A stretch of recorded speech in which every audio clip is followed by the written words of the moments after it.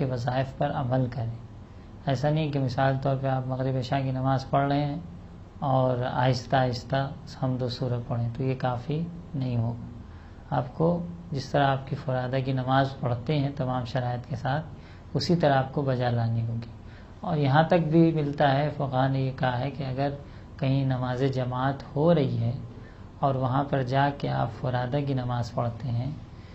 اور آپ کے اس عمل سے امام جماعت کی تفسیق لازم آتی ہے، یعنی گویا آپ اپنے عمل سے بتانا چاہتے ہیں کہ امام جماعت عادل نہیں ہے، تو یہ کام جائز بھی نہیں ہے، اور بعض موارد میں بلکہ جہاں بھی تفسیق لازم آئے وہاں پر آپ کی نماز بھی باطل ہو جائے گی۔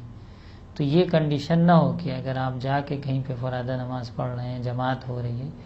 بعض مواقع اور بعض جگہیں ایسی ہوتی ہیں کہ جہاں پہ ہر طرح سے لوگ نماز پڑھ رہے ہیں، جیسے حرم معصومین علیہ السلام میں جائیے، جماعت بھی ہو رہی ہے، کچھ لوگ فرادہ پڑھ رہے ہیں، پبلک زیادہ ہے، بھیڑ زیادہ ہے، ہر انسان جماعت میں نہیں پڑھ سکتا ہے، پڑھنا نہیں چاہتا ہے، اسے جلدی واپس جانا ہے، کچھ بھی حالات، تو ایسی جگہوں پر، عمومی جگہوں پر جہاں پہ ایسا کچھ نہیں ہے کہ اگر ایک آدمی فرادہ پڑھ رہا ہے تو لوگ کہیں کہ امام جماعت کو تفسیق کر رہا ہو، بتانا چاہ رہا ہے کہ امام جماعت عادل نہیں۔ لیکن کچھ جگہیں ایسی ہوتی ہیں، جیسے محلے کی مسجد ہے، چھوٹی مسجد ہے، اب آپ روز مسجد میں جا کے اسی ٹائم جب جماعت ہو رہی ہے فرادہ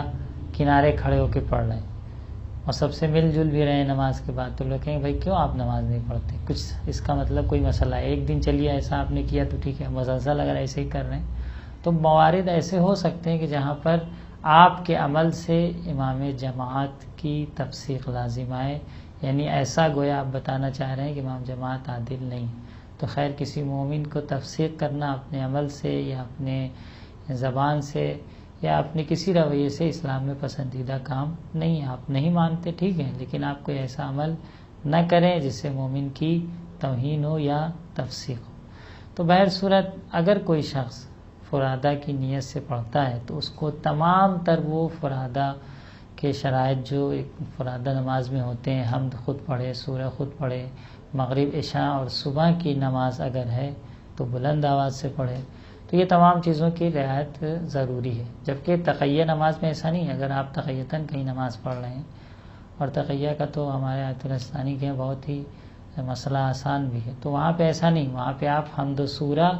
ولو آہستہ پڑھیں تو کافی ہے۔ جہاں پہ تقیہ کے شرائط پائے جاتے ہوں، تقیہ کا تقاضا ہو، تو اگر آپ حمد و سورہ مثال طور مغرب عشاء کی نماز پڑھ رہے ہیں تقیتاً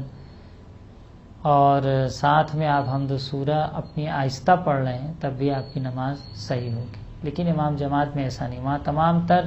فرادہ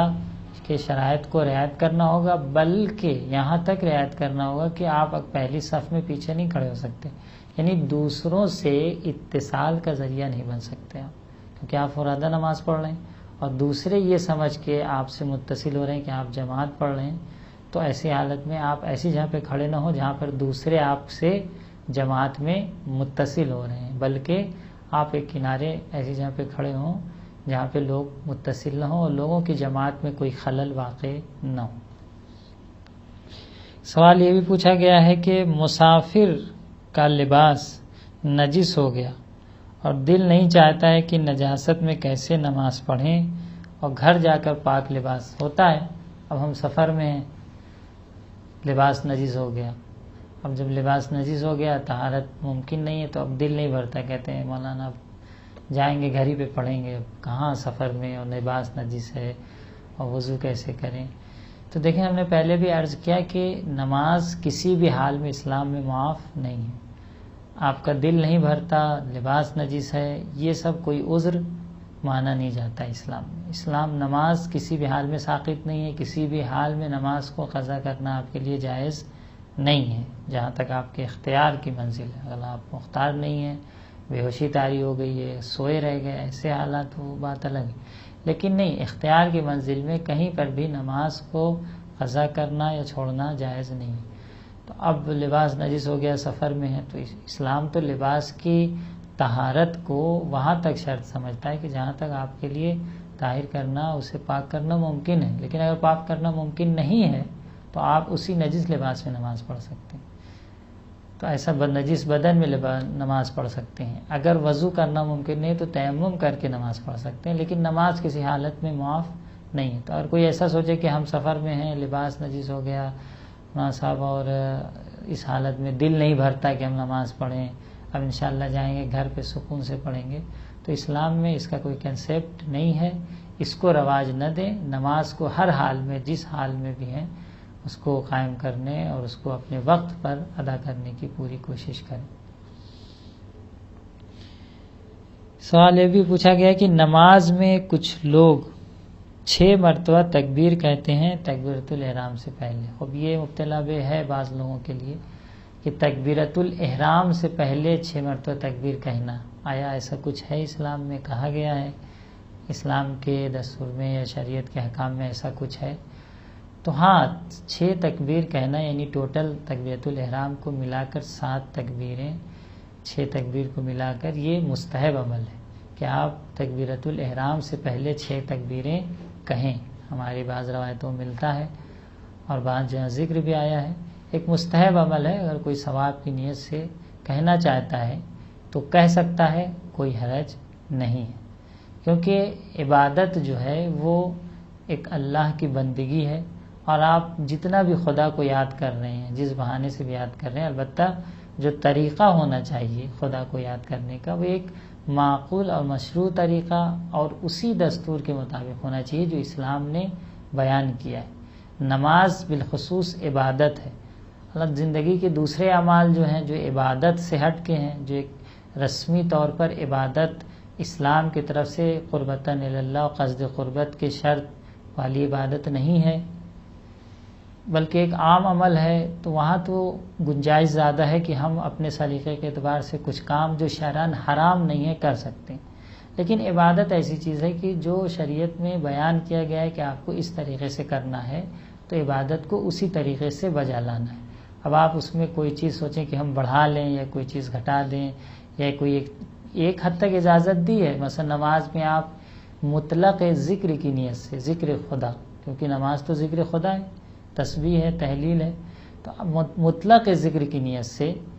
آپ یہ نہیں کہ اللہ نے کہا ہے یا حدیث میں آیا ہے کہ خاص یہ ذکر پڑھیں، نہیں، مطلق ذکر کی نیت سے آپ کوئی ذکر پڑھنا چاہتے ہیں، یا دعا، نماز میں دعا بھی ہے، آپ کوئی دعا کرنا چاہتے ہیں، تو یہ سب چیزوں کی ہمیں ایک حد تک اجازت دیا ہے کہ جہاں پر بدعت کا یا عنوان نہ ہو اور شریعت وہاں اجازت دیتی ہو، تو ایسے کام نماز میں جیسے کہ آپ مطلق ذکر ہے یا دعا ہے بعض حالات میں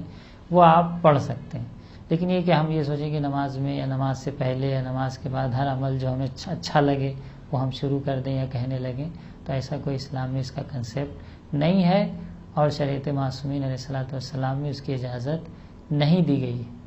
کبھی کبھی لوگ کہتے ہیں کہ یہ کام اچھا ہے، بعض جگہوں پہ آیا ہے، تو ہمیں جس طرح سے ہم دوسری جگہ پہ سیرت معصومین کو دیکھتے ہیں، تو عبادت میں تو خاص کر کے ہمیں سیرت معصومین کو دیکھنا ہے کہ اہل بیت علیہ الصلوۃ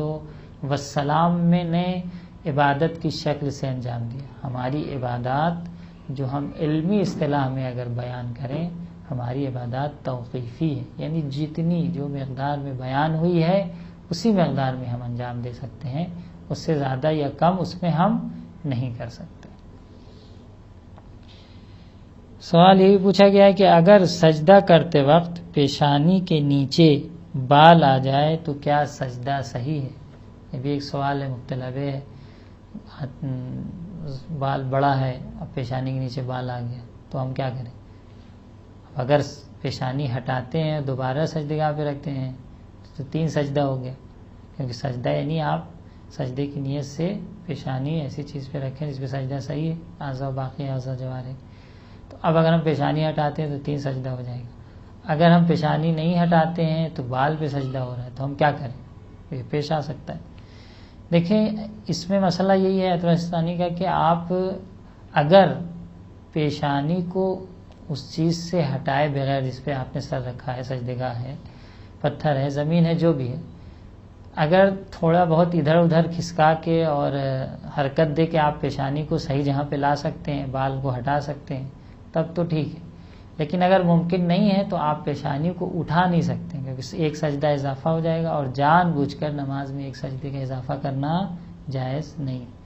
تو آپ کیا کریں گے؟ ویسے ہی اپنے سجدے کو انجام دیں گے. اور کیونکہ آپ کو پتہ نہیں تھا، بعد میں پتہ چلا بیچ میں سجدے کے پیشانی کے نیچے بال آ گیا، تو آپ کا سجدہ بھی صحیح مانا جائے گا. بس اگر ممکن ہو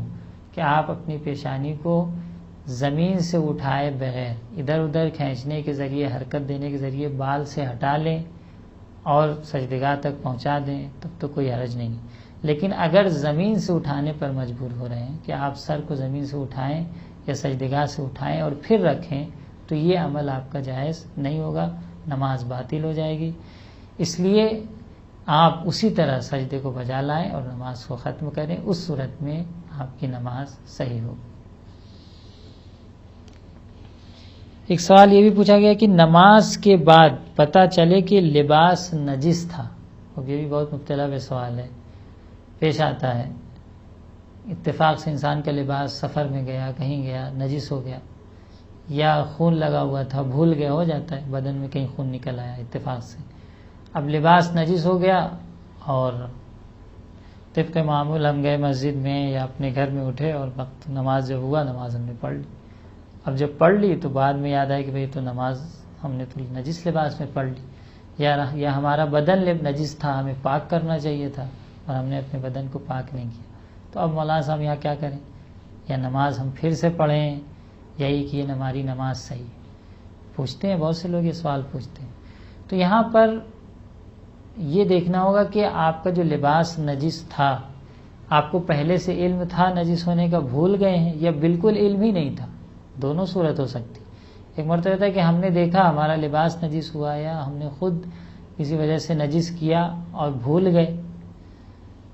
اور ایک مرتبہ ایسا ہوتا ہے کہ نہیں، اصلاً ہم متوجہ ہی نہیں ہوئے کہ ہمارا لباس یا بدن نجس ہوا. تو نماز کے بعد جب ہم نے دیکھا کہ لباس میں کوئی نجاست لگی ہوئی یا بدن میں کوئی نجاست لگی ہوئی ہے، تو اب لباس میں یا بدن میں اگر نماز کے بعد متوجہ ہوتا ہے اور پہلے سے بالکل علم نہیں تھا، جانتا ہی نہیں تھا، تب تو اس کی نماز صحیح، پھر اسے دوبارہ پڑھنا ضروری نہیں. لیکن اگر پہلے سے جانتا تھا، پہلے علم تھا کہ نجس ہے،